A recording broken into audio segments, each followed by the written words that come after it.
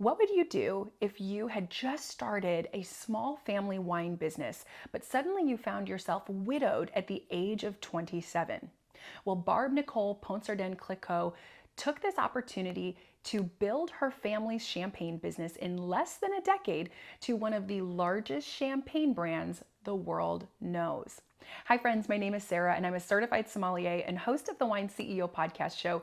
And we are celebrating Women's History Month here on the Wine CEO podcast. And this week, I'm really excited to be giving you a book review. This is actually the first time I've done this here on the Wine CEO podcast, but I had the opportunity to read a really amazing book, The Veuve Clicquot by Tilar Mazzeo. It's all about the story of Barbe-Nicole Ponsardin Clicquot and the amazing Veuve Clicquot champagne brand. So today I'm going to be giving you quick insight into this incredible book, telling you a little bit more about it so that hopefully it piques your interest to read it as well.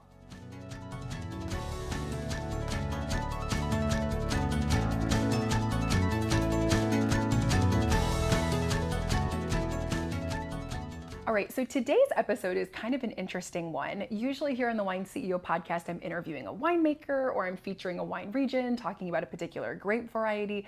But today I'm doing a book review. I'm reviewing The Veuve Clicquot, a book by Tilar Mazzeo that is a biography on Barbe-Nicole Ponsardin Clicquot, or the Veuve Clicquot, the Veuve Clicquot. Veuve means widow in French, and Veuve Clicquot is a very famous champagne brand. Many of you may be familiar with the yellow label Veuve Clicquot House Champagne. This is on many shelves in common wine markets and supermarkets around the world. And when some folks think of champagne, it is synonymous with this yellow label champagne.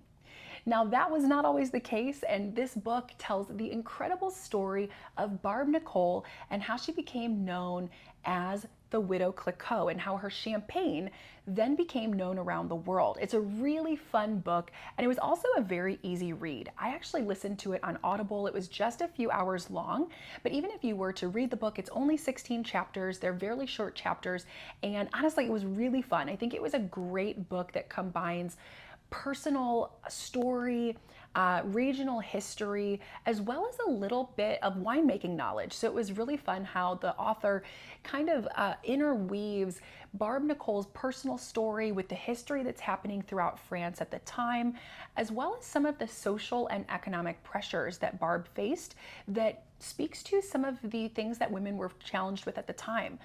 She then also finds fun ways to weave in facts about champagne, champagne production, and some really unique things that I think make it an educational but fun book as well. So what I'm going to do today is give you a really quick overview of why I loved the book and some of my favorite themes from the story. I'm not going to go chapter by chapter and give you a complete overview of the book because I want you to go read it. But if you love this and you want to learn more about each chapter, or you want to get more of my thoughts on specifics in the book, drop a comment below and let me know. Maybe we can do another episode in the future, or we could do a live on Instagram to be able to discuss the book if you've read it before. But I don't want to go chapter by chapter and tell you everything because I want you to go read the book. It's really good. You definitely need to check it out. Now, while we all think about champagne, and we know it today as this beverage that you pull out when you're celebrating something, and maybe when you think of champagne, it's synonymous with this beautiful yellow label, that definitely was not the case in Barbe-Nicole's era. So Barbe-Nicole was born in the late 1700s, and champagne was not called champagne until the 1800s. So while the region of Reims was definitely making champagne, everyone is familiar with Dom Perignon, the monk who helped with the progression of champagne, because while winemakers had been making champagne in the region for many years, they didn't quite understand why their sparkling wine looked the way it did, acted the way it did, and Dom Perignon is allegedly the one who did some research around that and was able to identify and help the winemakers understand how to reproduce champagne and make it a little closer to the sparkling beverage that we enjoy today. Now, the author kind of argues if that's actually the case or not. What we can agree upon is that wine has been made in the Champagne region for many, many centuries, and sparkling wine was becoming more and more prevalent around Barbe-Nicole's era.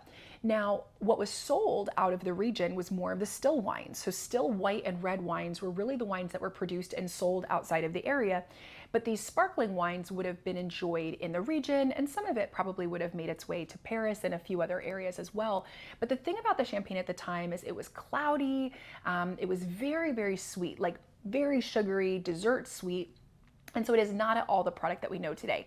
And so Barbe-Nicole and her family would have simply referred to this as sparkling wine. It was not yet referred to as champagne. And Barbe-Nicole was actually born into a wealthy textile family. And so her father was a textile merchant. He had factories, and actually the Reims area was known for a lot of textile factories. And so it was a very big industry, way more than wine.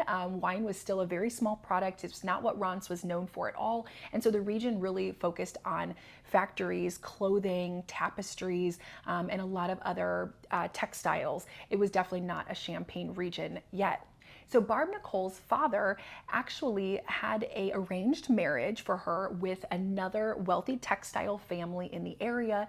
And so Barbe-Nicole Ponsardin married Francois Clicquot. And so Francois was the son of the Clicquot family textile business. And so they were married for an advantageous marriage between the two fathers and their textile businesses.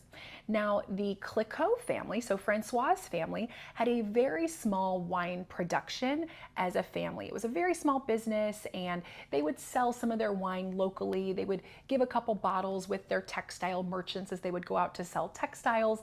But it was definitely not a burgeoning business by any means. It was a kind of a small side hustle, we'll call it. Now, when Barbe-Nicole and Francois got married, it was at the height of the French Revolution. And so it was illegal to have a Catholic ceremony. Now, the Ponsardins, Barbe-Nicole's family, they were very Catholic. And so Barbe-Nicole and Francois were actually married in the cellars underneath the Clicquot family estate. So while this was kind of a inconvenience for Barbe-Nicole and Francois, it's kind of interesting how this would become intertwined into the future of Barbe-Nicole and truly her identity. So again, at the time, Francois's father was really just dabbling in champagne. It was kind of his local side hustle just in the region, but this would become something really important to Francois specifically. So Barbe-Nicole's husband had a great interest in champagne. He felt that this was an amazing product and something that the family should be investing in so much more. He was not as interested in the textile business, and he was really bored by everything that his father wanted him to do in textiles. So instead, he encouraged his wife to help him and decided that the two of them were going to help invest in the Clicquot family champagne business. Now, Francois's father was not crazy about this idea at first, but he decided that he would let Francois dabble in the champagne business because he was going to continue running the textile business. He wasn't quite ready to retire yet.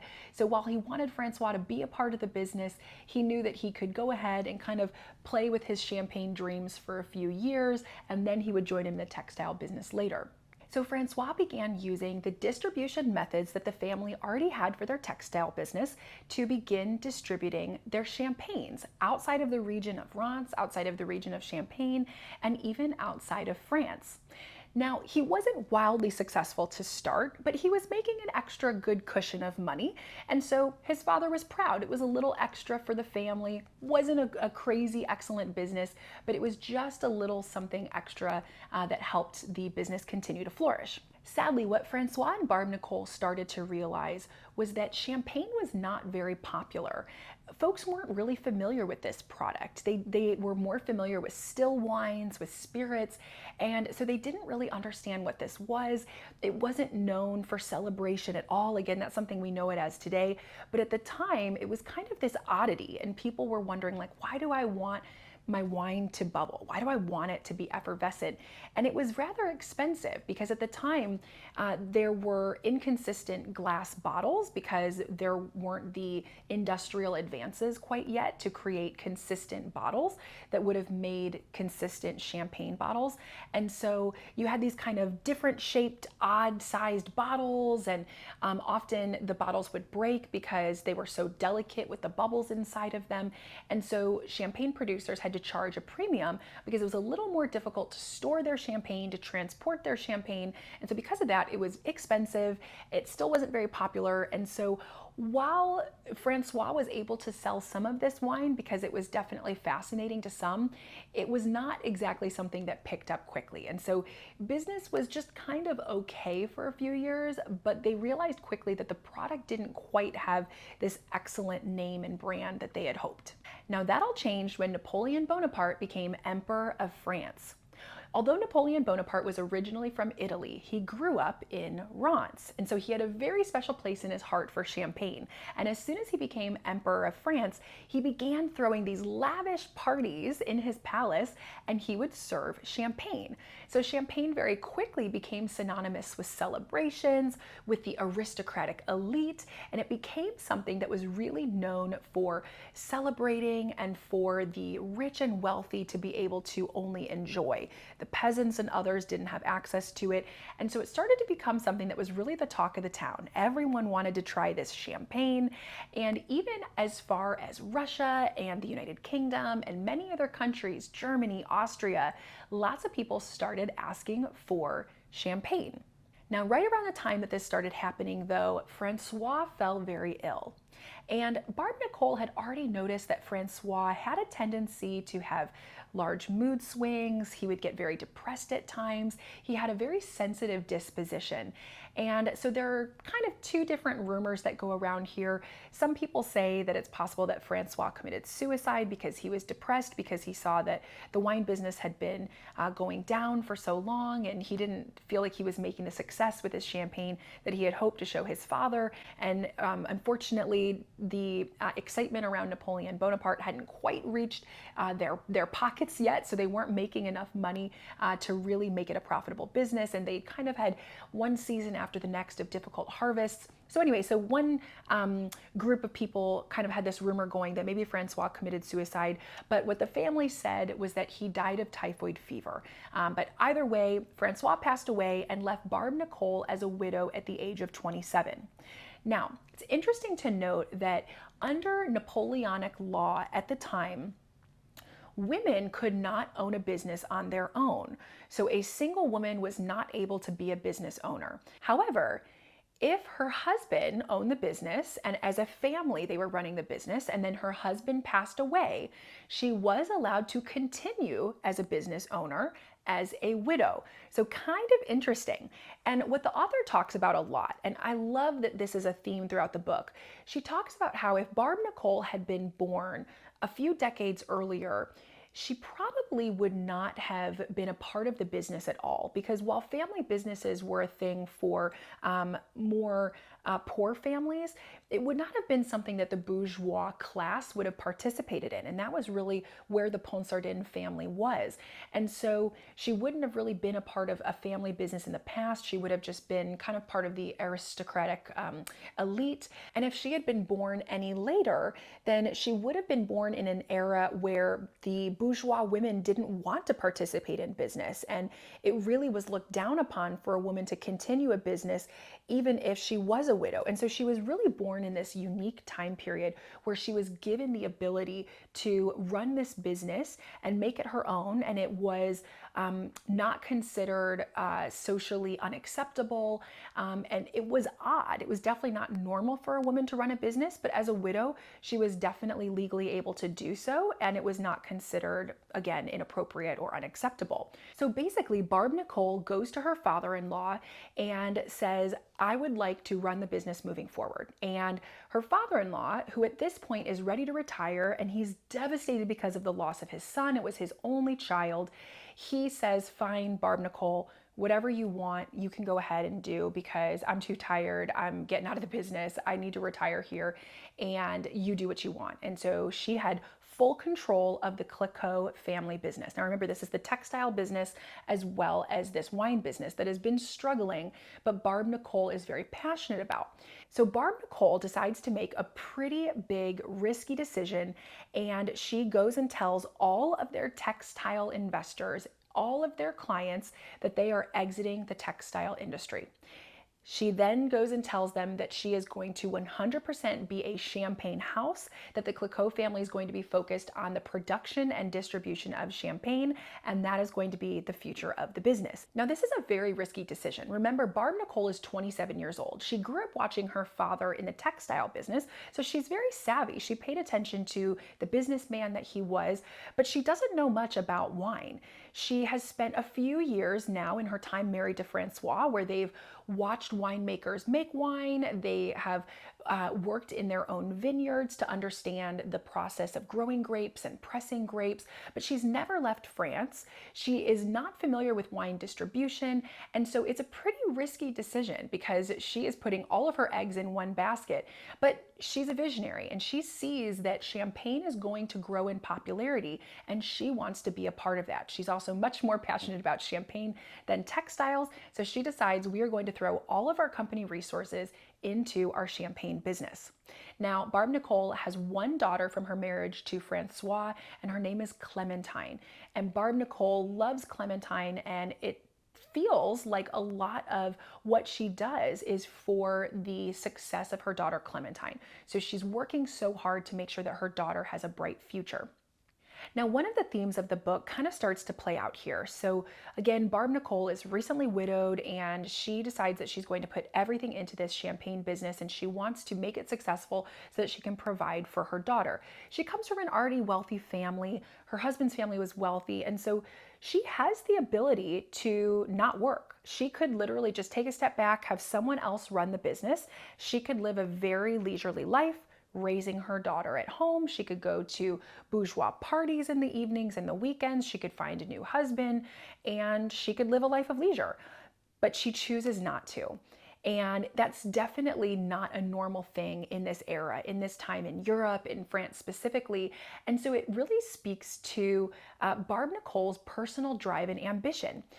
Not that there's anything wrong with getting married and wanting to have more kids, and that was definitely what society would have expected of her at the time, but she decides that she wants to do something different. She doesn't want a man who's going to tell her how to live her life, how to spend her money, how to run her business, and she realizes that as a 27-year-old widow, she actually has more freedom than she would have in a marriage, and she's excited by this. This is thrilling, and she kind of alludes to this in some letters that she writes to one of her cousins and some letters written to her sister. And so it's really inspiring to see how this woman says, you know, I don't care about what would be the easy path for me.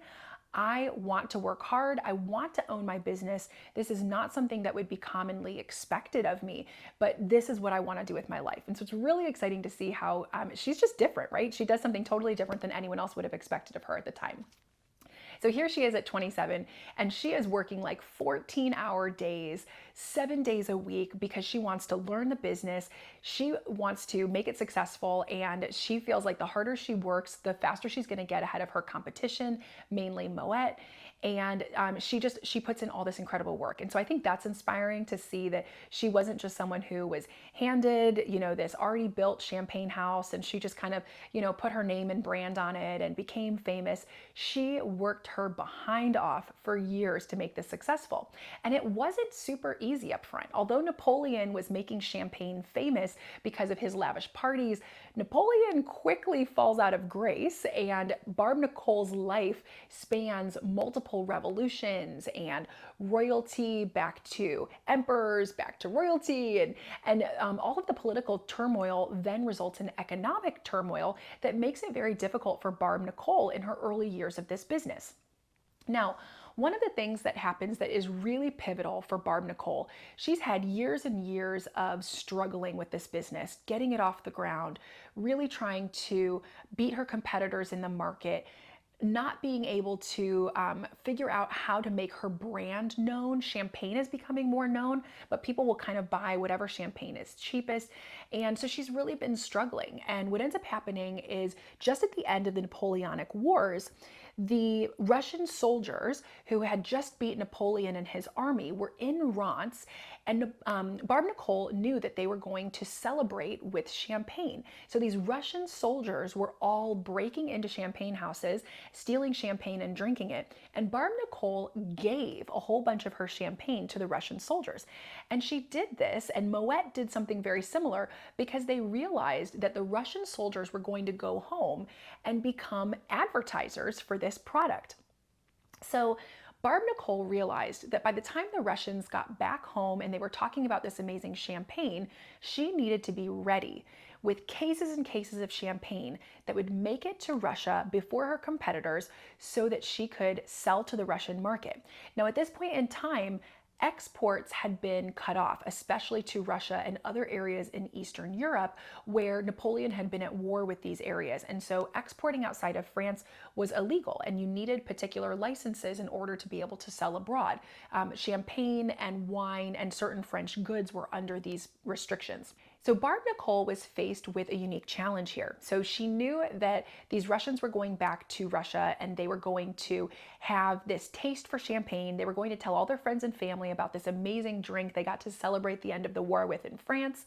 And she knew that her competitors were going to be loading their carts to immediately take cases of champagne to go to Russia. Now, at the time, it was a very long journey to get wine to Russia. It could take weeks, various, carts and horses and barges and boats, and it was just a very, very long journey.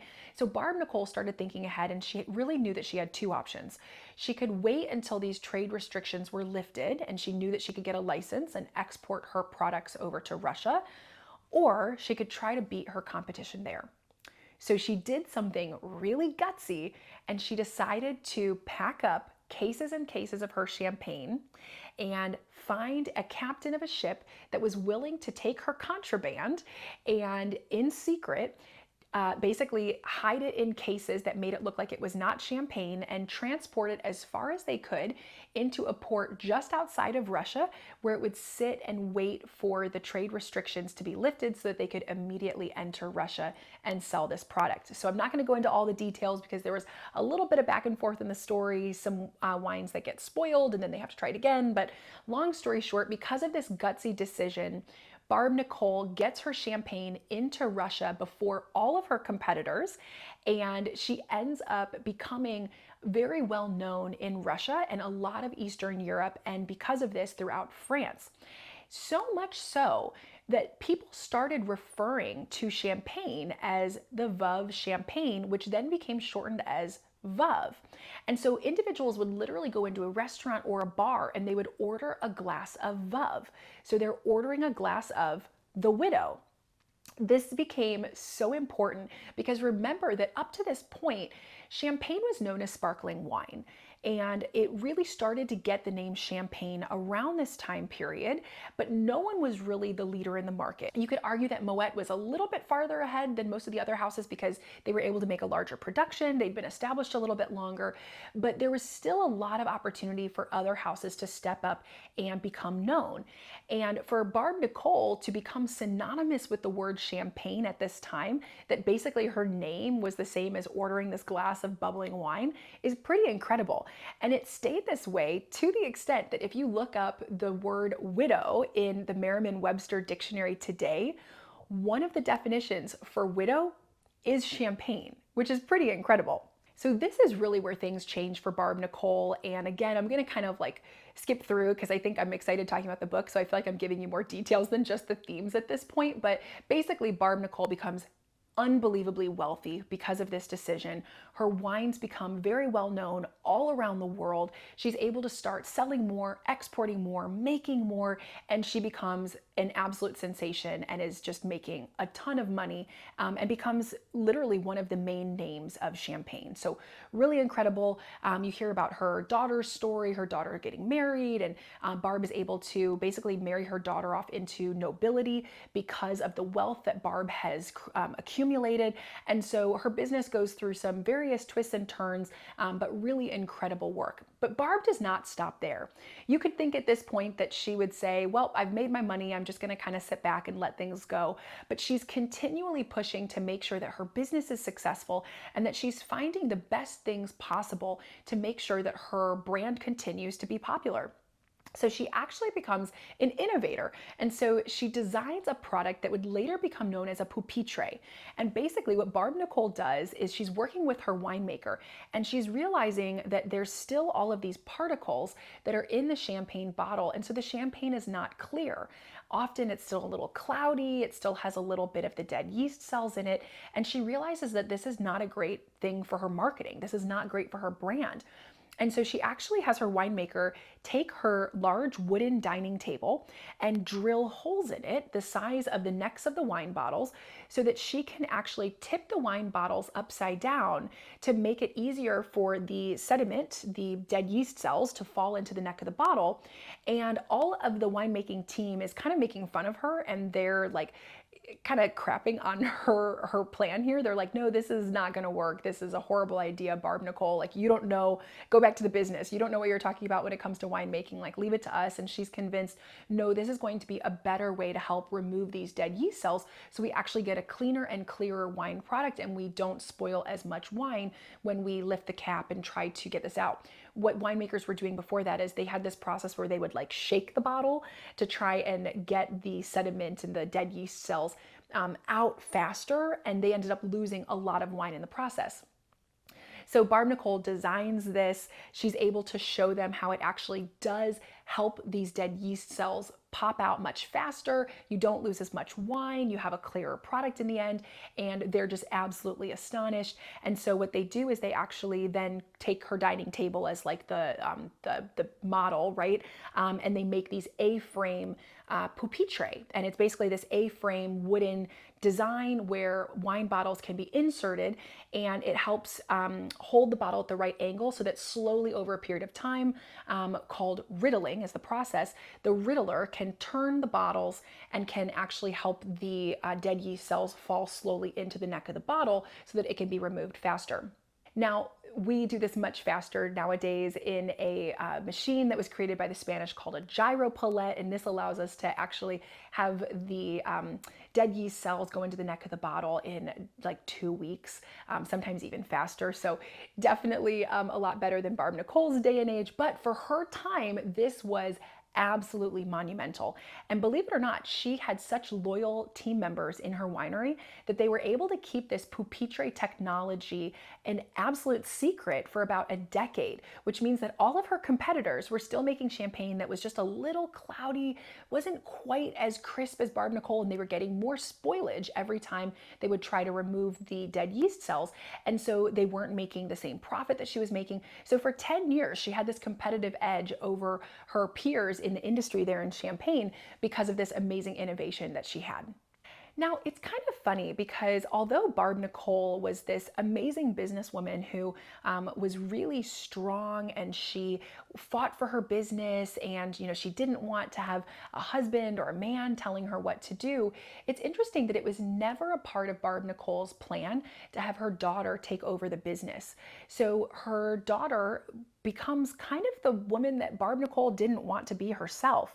Her daughter marries into nobility, and she becomes this kind of aristocratic woman who throws parties and is able to enjoy the leisurely life. She has her own child, but she's never a part of the wine business.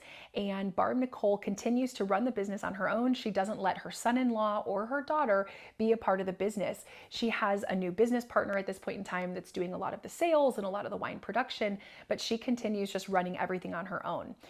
Barbe-Nicole has other business ventures and other things that she gets into, and she gets to see her grandchildren born and then even later great-grandchildren. Now, her life was not without suffering. She did end up watching many of her family members die. She, in fact, even buried her own daughter and some of her grandchildren. So she had many challenges. Her work continued to be a steadfast, though. I mean, she continued working these 14-hour days until the age of 64. So she was a bit of a workaholic, but she had built this brand and she had built this business. And so even though she loved her family and would consider herself a family woman, she definitely made her business her priority, and she loved that brand. She loved the company she had built, and she had become a bit of a celebrity. Folks all wanted to come to Reims and get to see a peek at the Widow Clicquot, this famous widow that had become synonymous with champagne around the world. So she definitely was a bit of a celebrity, and because now her daughter had been in nobility, there were many royals and individuals that would come to the area. The Napoleon III then became a part, intertwined with the family. So they were definitely a part of the aristocracy, and they were able to enjoy a lot of parties and the wealthy lifestyle. So she kind of infiltrated nobility a little bit, even though she was not herself nobility. And so she really became well known throughout France because of this brand that she had created. Now, again, I said I wasn't going to go into all the details of the book. I feel like I've gone into a lot of them. But Barbe-Nicole retires at the age of 64. She then gets into decorating estates. So she buys beautiful castles and builds wonderful homes and decorates them and just spends time with her family until she passes away at the age of 89. So it's interesting because in this time period, what we see is that family-run businesses become a thing of the past. And really, the time period gives birth to more industrial-led businesses. So Barb's business becomes very corporate during her lifetime. She ends up, when she retires, passing the business off to her business partner, not her family. So her family obviously continues to make plenty of money from the business, but the running of the business, the day-to-day details, she ends up hiring what would be today considered like a CEO, a CFO, manager of operations. And so she has this board that runs the business for her. So she is the owner, but really it's operated by a team. And you start to see this in many businesses at the time. She was not the first to do this. It was definitely something that became more prevalent to a lot of companies in the time. Again, it was just not common for them to be passed from family member to family member anymore. It was more common that these businesses were becoming more corporate, and there were really a board of directors and leaders that were running the business instead of just passing it down to the next family member. So kind of interesting that Barbe-Nicole really established the business and then obviously ran it for like over 50 years. But then she passes it off, and oddly enough, she passes it off to a group of men. And that would not have been uncommon at the time because, again, if you remember what I said earlier, she was born at this really unique time where a few years later, it would have been socially unacceptable for her to have really run a business or managed a business. And so women were not leading businesses. It was all men. So it wasn't that uncommon that she passed her business over to men. But the sad thing is that it would be 150 years before another woman would be at the helm of this wine business. So this kind of brings me to what I think is really at the heart of this book. And that is the inspirational story of these women who championed champagne and inspired other women throughout the winemaking industry and even other businesses to trailblaze and to own their own business, to run in an industry that was male dominated. So while Barbe-Nicole started her own champagne house and became this well-known figurehead as the widow of Veuve Clicquot, there was another widow a few years later that became very well known for a different aspect of the champagne industry, and that is Louise Pommery. And many of you may be familiar with the Pommery Champagne House today, but in Barbe-Nicole's time, Pommery was a very, very small family-owned champagne house, and Louise Pommery and her husband had just started running the champagne house when her husband passed away. So Louise Pommery faced with the same scenario that Barbe-Nicole had been faced with. Louise was in her 40s when her husband passed away. She decided that she was going to have a opportunity and she was not going to pass it up. And so she became the operator of the Champagne Pommery House. And she actually was calling it Veuve Pommery at the beginning because you can understand that Veuve Clicquot already had this well-known recognition. And so she was kind of trying to play off of that fame that Barbe-Nicole already had. And so she started the Veuve Pommery label, and she actually specifically went to reach the British market. And she was the first first champagne house to realize that the British really wanted a dry style champagne. And so she created a new style of champagne that had really not been made in the region at all. And it was Brut champagne that she sold to the UK. It became very, very popular. She made a lot of money and became very famous in the Champagne region. So Barbe-Nicole and the Veuve Clicquot label then realized that they needed to also make a Brut version that they could sell in the UK so that they could buy into that market. And so they created a new champagne with a yellow label that was their Veuve Clicquot Brut. Now, this is actually the same champagne that we all typically enjoy today when we're enjoying the yellow label Veuve Clicquot. This is the Brut champagne. So we enjoy a much drier style of champagne today than would have been enjoyed by many in Barbe-Nicole's time, especially in the original early days of champagne production. But I think it's really interesting to see how Barbe-Nicole's early trailblazing was able to set the stage and inspire other women. And there's many that I could name throughout the Champagne region, throughout France, and really around the world that have been inspired by Barbe-Nicole's legacy to really be able to build their own business. And as I mentioned, it would be over 100 years before another woman would be at the helm of the Veuve Clicquot winery. But today there are many female winemakers and winery owners that attribute some of their success to the widow Clicquot and how she really created the opportunity for women to have a place in the champagne world. And so a lot of champagne today gives their praise to the Queen of Reims, who was Madame Clicquot, who really helped to make champagne what it is today, but also opened up doors of opportunity for women to be able to join the industry and flourish. It's interesting to think that champagne would not be what it is today if it had not been for the widow Clicquot. It's interesting how sometimes the most normal people have the most incredible impact on society. And I think that was an encouragement for me.